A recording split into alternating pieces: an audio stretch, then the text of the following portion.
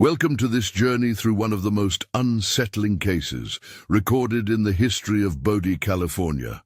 Before we begin, I invite you to leave in the comments where you are watching us from and the exact time you are listening to this narration. We are interested in knowing to what places and at what times of day or night these documented accounts reach. In the autumn of 1857, when the Sierra Nevada mountains began their slow descent into winter, a man named Weston Crowley arrived in Bodie, carrying nothing but a worn leather satchel and secrets that would eventually consume an entire town. The gold rush had drawn thousands to this desolate corner of California, but few understood that some fortunes are built not on what lies beneath the earth, but on what remains buried in human nature itself. Bodie sat precariously on the eastern slope of the Sierra Nevada, a collection of hastily constructed buildings that seemed to cling to the mountainside as if afraid of falling into the valley below. The town existed solely because of the promise of gold, and like many such places, it attracted those who had exhausted their welcome elsewhere. Weston Crowley was precisely such a man, though his past remained as carefully concealed as the veins of ore that miners sought in the surrounding hills. According to the records kept by the Bodie mining district, Crowley registered a claim on October 15, 1857, for a section of land 3 miles northeast of the main settlement.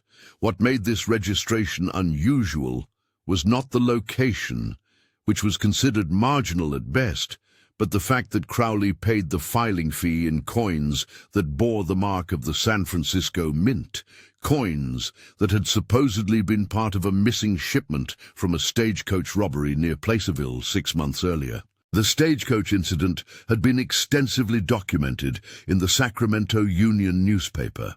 On April 22, 1857, armed men had intercepted a Wells Fargo coach carrying $20,000 in newly minted coins destined for banks in Nevada territory. The robbery itself was unremarkable by the standards of the time, but what distinguished it was the methodical execution and the fact that no witnesses survived to provide descriptions of the perpetrators. The driver and guard were found days later, their bodies suggesting they had been killed with surgical precision rather than the chaotic violence typical of highway robbery. Crowley's appearance in Bodie 5 months after this incident would have drawn attention under normal circumstances, but the town was experiencing its own upheaval. 3 separate mining operations had reported significant discoveries in the weeks preceding his arrival, and the population had swelled from fewer than 200 souls to over 800 in a matter of days. In such chaos, a single man with questionable coins attracted little notice, particularly when he demonstrated an immediate willingness to spend freely at the local establishments.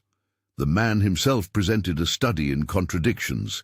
Witnesses described him as approximately 35 years of age, of medium height and build, with prematurely grey hair that he kept meticulously groomed despite the harsh conditions of frontier life. His hands, several observers noted, were soft in a way that suggested unfamiliarity with manual labor, yet he carried himself with the confidence of someone accustomed to physical confrontation. Most remarkably, he possessed an education that manifested itself in precise speech and an apparent familiarity with legal documents and mining law that exceeded that of most territorial officials.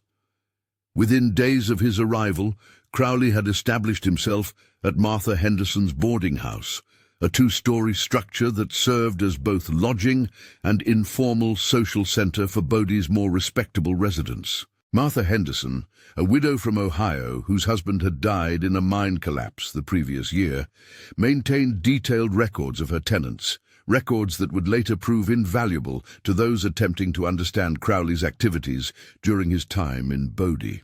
According to Henderson's ledger, which was discovered in 1962 during renovation of the building, Crowley paid 3 months' rent in advance and requested a room on the 2nd floor with a view of the main street.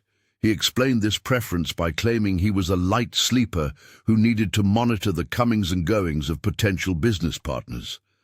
Henderson noted that he never received mail, never mentioned family or previous residence, and maintained a schedule that seemed deliberately designed to avoid the patterns followed by other residents.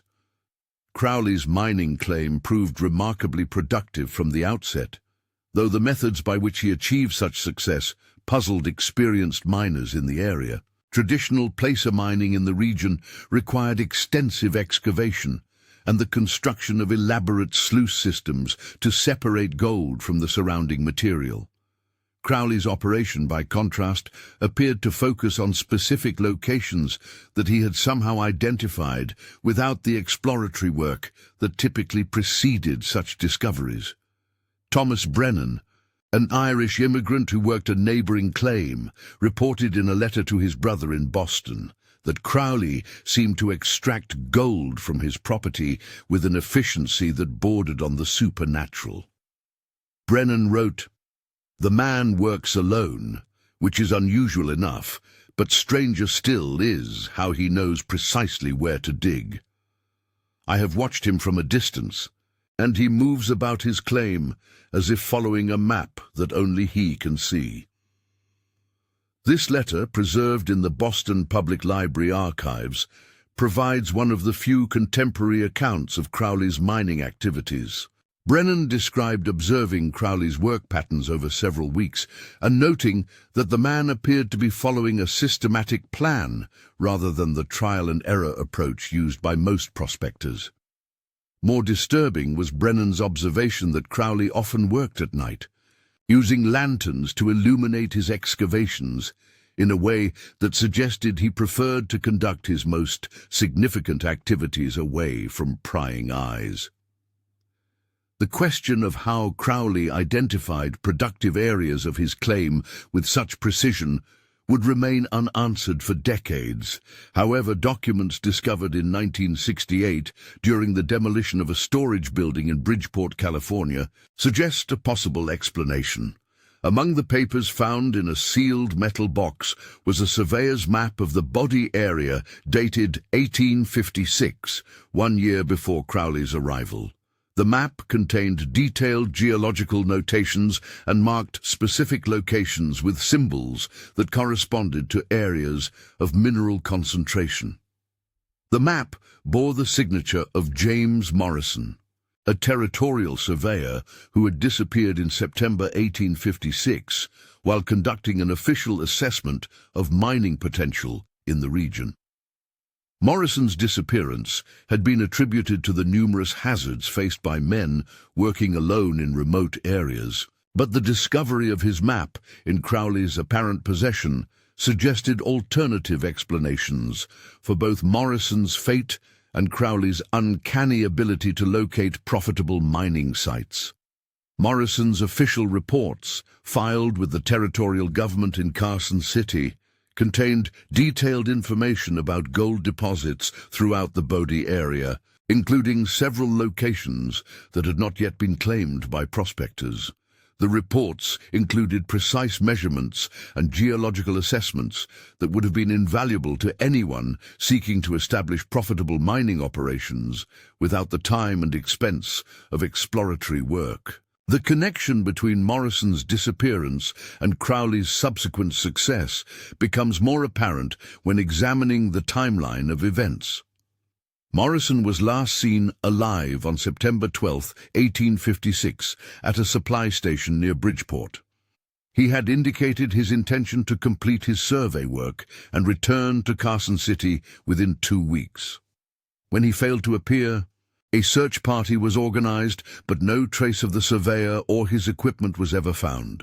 Crowley arrived in Bodie 13 months later with knowledge that appeared to correspond exactly to Morrison's survey findings. The mathematical probability of such correspondence occurring by chance is effectively non-existent, suggesting that Crowley had somehow gained access to Morrison's work. Whether this access was obtained through theft, purchase, or more sinister means remains a matter of speculation, though the evidence points toward explanations that reflect poorly on Crowley's character. The productivity of Crowley's mining operation attracted attention throughout the region, but it was his business practices that began to generate genuine concern among Bodie's residents. Unlike most successful miners, who typically sold their gold to established dealers or transported it to banks in larger towns, Crowley appeared to convert his findings to cash through private transactions that left no official record. Several residents reported seeing him conduct meetings with unidentified men who arrived in town at irregular intervals and departed quickly after brief consultations. Dr. Heinrich Müller, who served as both physician and informal banker for many of Bodie's residents, noted in his personal journal that Crowley never requested his services for the storage or exchange of gold. Despite the obvious wealth generated by his mining activities, Müller wrote, "It is unusual for a man to achieve such apparent success without availing himself of the financial services available in town. One begins to wonder if his gold travels to destinations that prefer not to be documented." This journal, discovered in 1964 among Müller's effects following his death, provides insight into the growing suspicion that surrounded Crowley's activities. Müller was a meticulous observer who had served as unofficial chronicler of Bodie's development, and his concerns about Crowley's financial practices reflected broader unease within the community. The unease was justified, though few at the time understood the full extent of Crowley's deception. Evidence that emerged decades later suggests that Crowley's apparent mining success was largely illusory, maintained through the systematic conversion of stolen gold into legitimate mining claims and business investments. The coins he had used to purchase his initial claim were almost certainly part of the Placerville stagecoach robbery, and subsequent analysis of his financial transactions indicates a pattern consistent with money laundering rather than legitimate mining profits. The transformation of stolen gold into respectable wealth required an elaborate network of accomplices and financial intermediaries, a network that Crowley appeared to have established before his arrival in Bodie.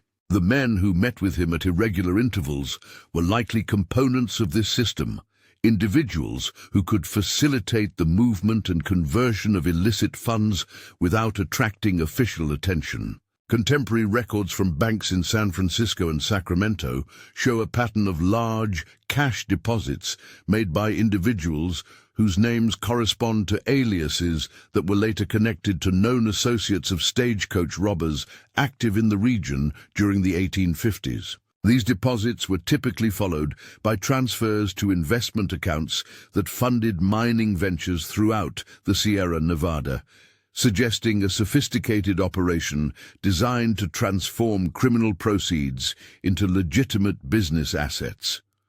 Crowley's success in establishing this transformation was remarkable not only for its scope, but for its sustainability. Unlike most criminal enterprises of the period, which were characterized by brief periods of activity followed by violent endings, Crowley's operation appeared designed for long-term stability and growth. This required a level of planning and organization that exceeded the capabilities of typical frontier criminals, suggesting either exceptional intelligence on Crowley's part or access to advisors with sophisticated knowledge of financial systems. The stability of Crowley's position in Bodie was threatened in December 1857 by the arrival of Deputy United States Marshal William Crawford, who had been investigating the Placerville stagecoach robbery since its occurrence. Crawford was an experienced lawman whose previous assignments had involved tracking financial crimes in California's gold country, and his presence in Bodie suggested that federal authorities had identified connections between the robbery and activities in the town. Crawford's investigation began with routine inquiries about recent arrivals and unusual financial transactions, but his attention quickly focused on Crowley's operation. According to Crawford's official reports, which were filed with the United States Marshal's Office in San Francisco, Several residents provided information suggesting that Crowley's wealth was inconsistent with his claimed mining activities.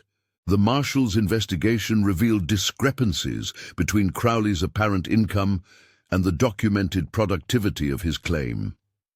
Technical analysis of the geological characteristics of Crowley's property indicated that the amount of gold he was reportedly extracting exceeded the reasonable potential of the site by a factor of approximately 10 to 1. This finding strongly suggested that gold was being introduced to the operation from external sources rather than extracted from the ground.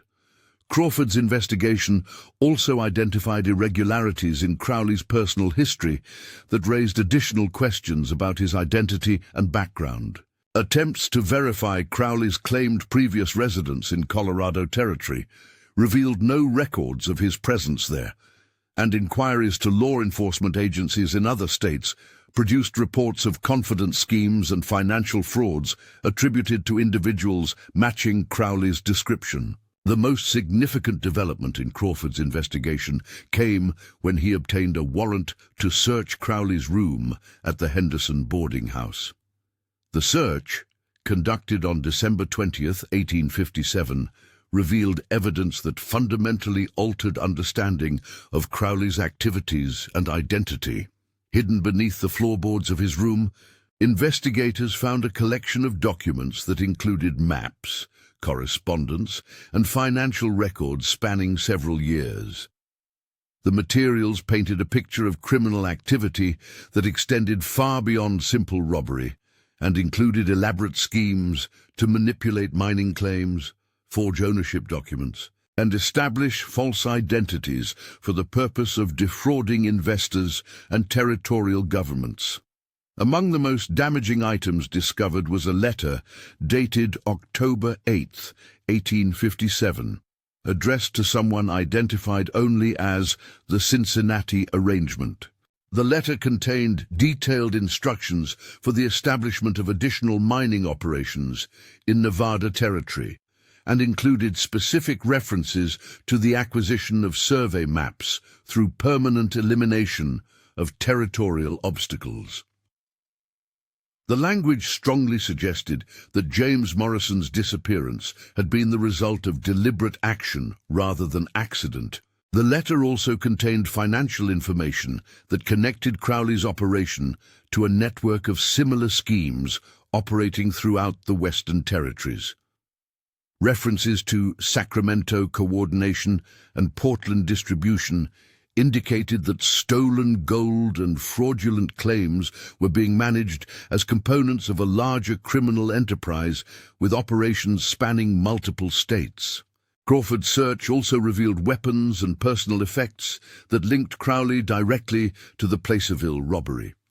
A revolver found in his possession matched the description of a weapon taken from the murdered stagecoach guard, and several items of jewelry corresponded to pieces that had been listed among the stolen cargo. These discoveries provided sufficient evidence to justify Crowley's arrest on charges of robbery and murder.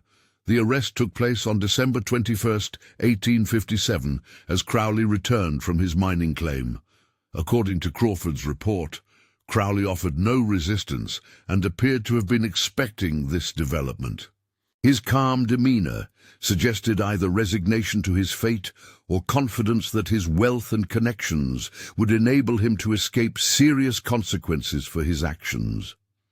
Crowley was transported to the territorial jail in Carson City to await trial, but the legal proceedings were complicated by jurisdictional questions and the difficulty of transporting witnesses from Bodie during winter conditions. The delays in prosecution provided opportunities for Crowley's associates to organize efforts to secure his release through legal and extra-legal means. The extent of these efforts became apparent when Crowley escaped from custody on February 14, 1858. The escape was accomplished with assistance from individuals who had gained access to the jail through bribery of local officials, and the planning required indicated coordination with associates who possessed both financial resources and knowledge of the legal system. Crawford's investigation into the escape revealed that substantial payments had been made to several territorial officials in the weeks preceding Crowley's disappearance. Bank records showed cash transactions totaling over $5,000, amounts that exceeded the annual salaries of most government employees and strongly suggested systematic corruption designed to facilitate Crowley's release. The escape marked the beginning of a new phase in Crowley's criminal career, one characterized by increased sophistication and geographic scope. Evidence suggests that he relocated to San Francisco, where his wealth and assumed identity as a successful mining entrepreneur provided entry into respectable society and access to legitimate business opportunities. Over the following 2 years, documents indicate that Crowley invested in shipping ventures, real estate developments, and financial institutions throughout California. His success in these endeavors was facilitated by the careful laundering of his criminal proceeds and the establishment of business relationships with individuals who were either unaware of his background or willing to overlook it in exchange for profitable arrangements. The transformation was so complete that by 1860, Crowley had established himself as one of San Francisco's most prominent businessmen. Contemporary newspaper accounts describe his involvement in charitable organizations, his membership in exclusive social clubs, and his reputation as a shrewd but honest investor whose advice was sought by other wealthy individuals. This respectability was maintained through careful attention to public appearance and systematic elimination of connections to his criminal past. Associates from his Bodie period who might have threatened his new identity appear to have been either bought off or removed through more permanent means. The precise details of how this was accomplished remain unclear, but several unexplained disappearances and deaths among individuals connected to Crowley's former activities suggest that he was willing to use extreme measures to protect his position. The success of Crowley's transformation raises disturbing questions about the nature of justice and the power of wealth to obscure criminal behavior. Despite extensive evidence of his involvement in robbery and murder, he was never prosecuted for these crimes and lived comfortably as a respected member of society until his death from natural causes in 1889.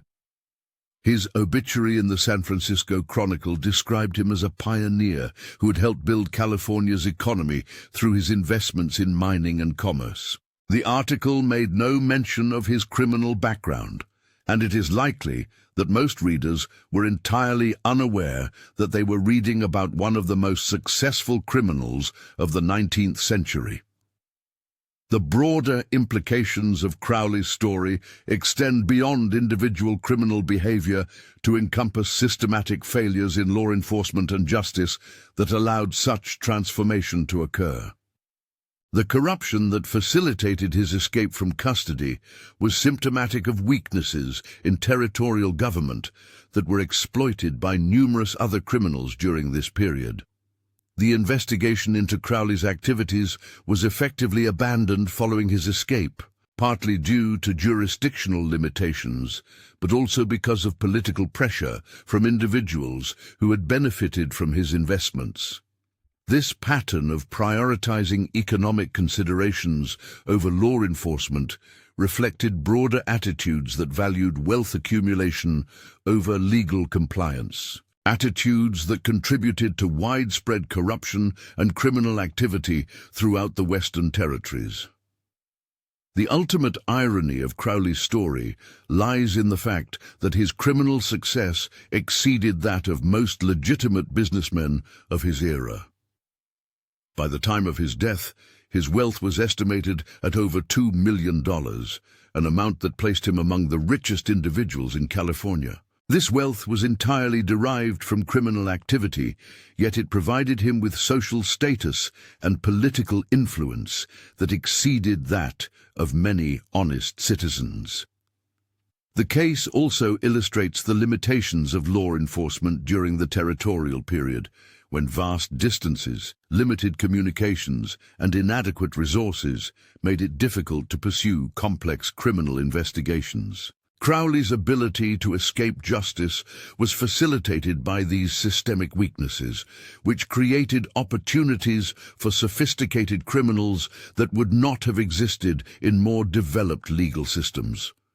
Perhaps most disturbing is the evidence that Crowley's success inspired imitators who attempted to replicate his methods throughout the Western territories. References in law enforcement records from the 1860s and 1870s describe similar schemes involving the theft of survey information, systematic mining fraud, and the establishment of false identities for the purpose of money laundering. These activities contributed to a culture of corruption and criminality that undermined legitimate economic development and created conditions that favored those willing to use violence and fraud over honest competitors. The long-term consequences of this culture extended far beyond individual crimes to encompass broader patterns of political corruption and economic manipulation that shaped the development of the American West.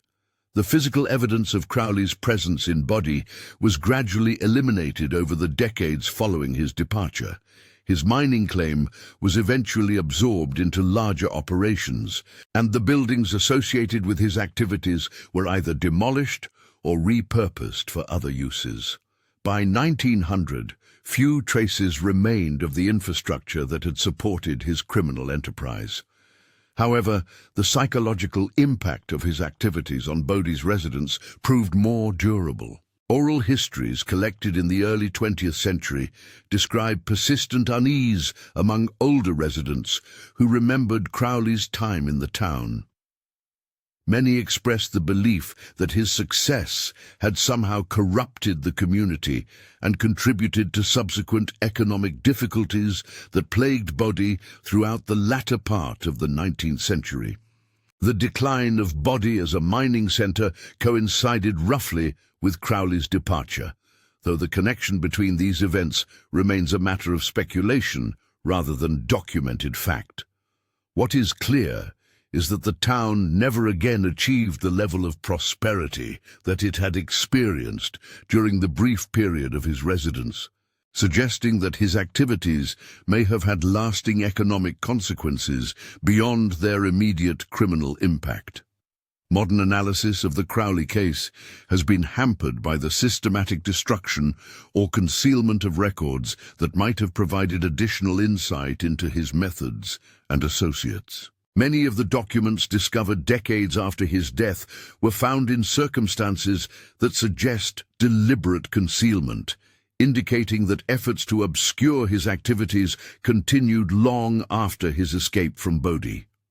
The most significant recent discovery occurred in 1968, when renovation work at a San Francisco bank revealed a safe deposit box that had been rented under one of Crowley's known aliases. The contents included financial records, correspondence, and personal effects that provided new insight into the scope and organization of his criminal activities. Among the most revealing items was a detailed accounting of profits from various criminal enterprises spanning over 3 decades. The records indicated that Crowley's activities had generated total proceeds exceeding $5 million, making him arguably one of the most successful criminals in American history. The methodical nature of his record-keeping suggests a man who viewed crime as a business and applied sophisticated management techniques to maximize profitability while minimizing risk. The correspondence found in the safe deposit box revealed the existence of a network of associates and accomplices that extended throughout the United States and included individuals in positions of authority within government and law enforcement agencies. The systematic corruption of public officials appears to have been a central component of Crowley's methodology, enabling him to operate with relative impunity despite the serious nature of his crimes. Perhaps most disturbing was the discovery of detailed plans for criminal operations that were never implemented, including schemes to manipulate territorial elections, establish fraudulent banks, and corner markets in essential commodities.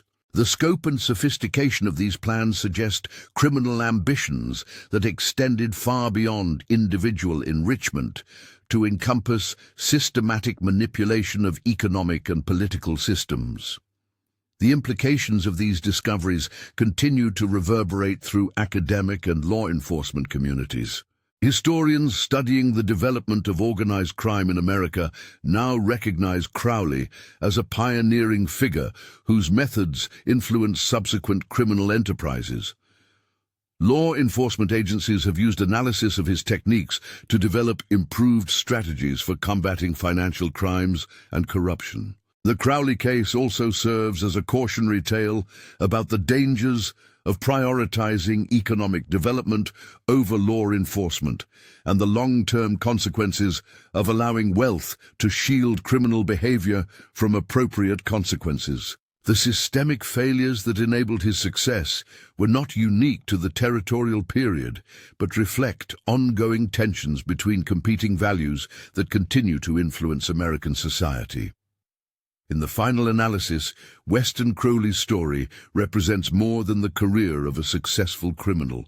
It illustrates fundamental questions about justice, corruption, and the relationship between wealth and social status that remain relevant to contemporary society. His ability to transform stolen gold into respectable wealth and social prominence reveals weaknesses in social and legal systems that extend far beyond the specific circumstances of 19th-century mining towns. The fact that he lived comfortably and died peacefully, despite extensive evidence of involvement in robbery and murder, raises uncomfortable questions about the effectiveness of justice systems and the extent to which wealth can insulate individuals from consequences for their actions. These questions become particularly acute when considering that his criminal success exceeded the legitimate achievements of most honest citizens of his era. The legacy of Crowley's activities in Bodie extends beyond immediate criminal impact to encompass broader questions about the development of American capitalism and the role of criminal enterprise in the accumulation of wealth that formed the foundation of major fortunes. The transformation of stolen gold into legitimate investments reflects patterns of wealth accumulation that were not uncommon during the territorial period, and may have contributed to the establishment of family fortunes that persisted for generations. The story serves as a reminder that the romantic narratives often associated with the American frontier and gold rush period obscure more complex realities involving systematic criminal activity, corruption, and violence. The mythologization of this period in popular culture has tended to ignore or minimize the extent to which criminal enterprise shaped economic development and social structures in ways that continue to influence contemporary society.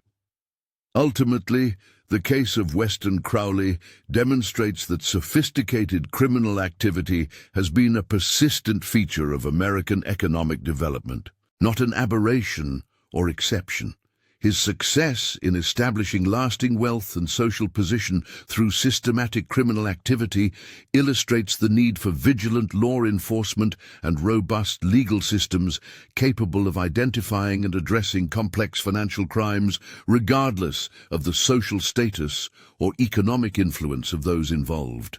The lessons of his story remain relevant to ongoing efforts to combat organized crime, political corruption, and financial fraud.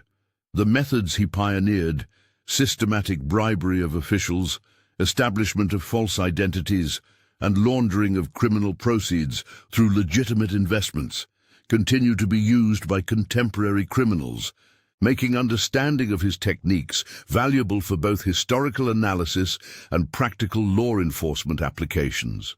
In the end, the man who arrived in Bodie as a fugitive and departed as one of California's wealthiest citizens represents both the opportunities and dangers inherent in periods of rapid economic change and limited governmental oversight.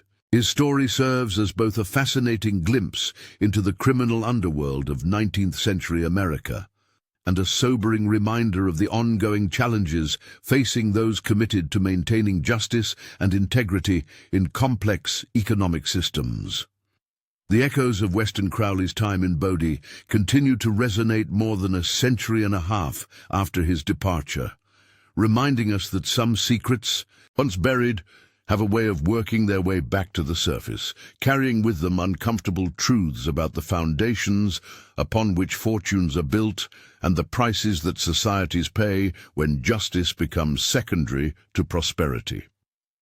The final chapter of Weston Crowley's story was written not in the grand mansions of San Francisco, but in the silence that settled over Bodie after his departure. The town that had unknowingly harbored one of America's most successful criminals slowly faded into the obscurity that claims most boom towns when the gold runs out and the dreamers move on.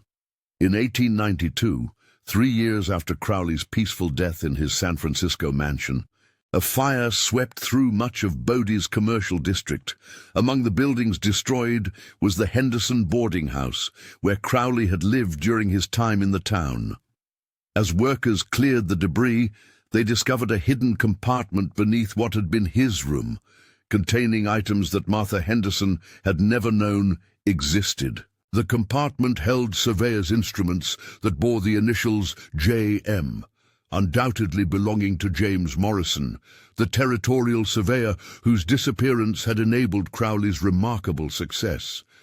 Also found were personal effects that had belonged to the murdered stagecoach guard, items that Crowley had apparently kept as trophies of his crimes. Perhaps most chilling was a leather-bound journal written in Crowley's precise handwriting, containing detailed observations about Bodie's residents and their potential usefulness to his various schemes. The journal revealed that during his time in town, he had systematically evaluated every person he encountered as either an asset to be exploited or a threat to be managed. The journal entries describing Martha Henderson were particularly disturbing. Crowley had noted her financial vulnerabilities following her husband's death and had developed detailed plans to manipulate her into providing cover for his activities through a false romantic relationship. Only his sudden departure following Crawford's investigation had prevented implementation of this scheme. The discovery of these materials prompted a renewed investigation by federal authorities, but by then most of the principals were dead, and the trail of evidence had grown cold. The investigation was quietly closed in 1895, and the materials were archived without public disclosure. The Henderson boarding house was never rebuilt. The lot remained empty for decades, eventually becoming overgrown with sagebrush that seemed to grow more densely there than anywhere else in Bodie. Old-timers claimed the land was cursed, though they could never quite explain why. By 1930, Bodie had become a virtual ghost town, its remaining buildings slowly surrendering to the harsh Sierra Nevada winters. The mine that Crowley had claimed as his own was eventually flooded and abandoned, its shaft sealed with concrete and forgotten. In 1962, the California State Park System designated Bodie as a historical site, preserving what remained of the town as a monument to the gold rush era. Visitors today can walk the dusty streets and peer into abandoned buildings, but they see only the sanitized remnants of what was once a place where dreams and nightmares intersected in ways that few could have imagined.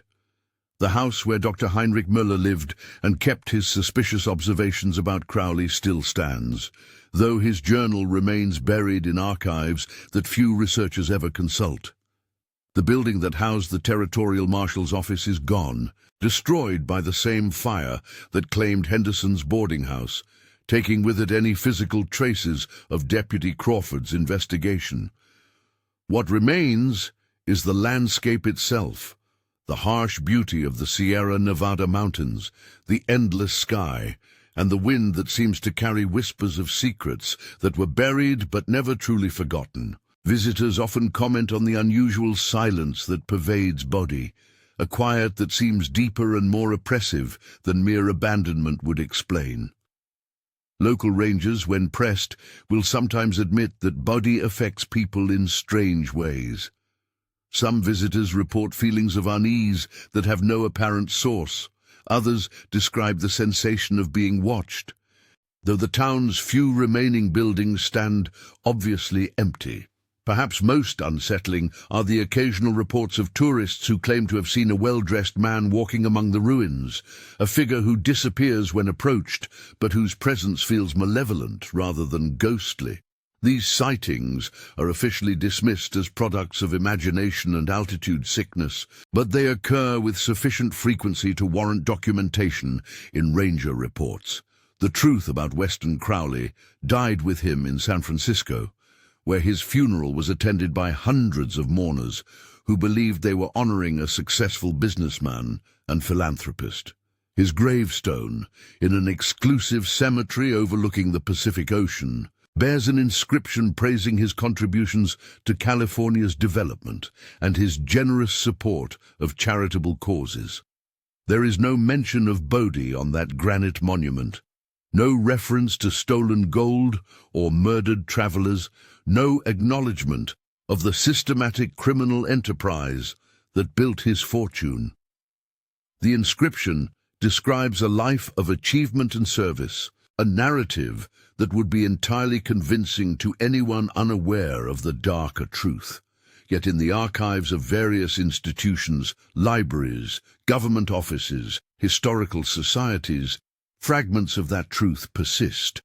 Documents discovered decades apart, witness accounts recorded by individuals who never knew their significance, financial records that reveal patterns visible only to those who know what to look for.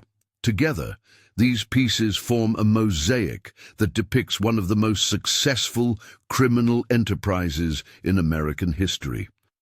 The lesson of Weston Crowley's story is not that crime pays, though in his case it certainly did, but that the line between respectability and criminality can be more permeable than society cares to admit.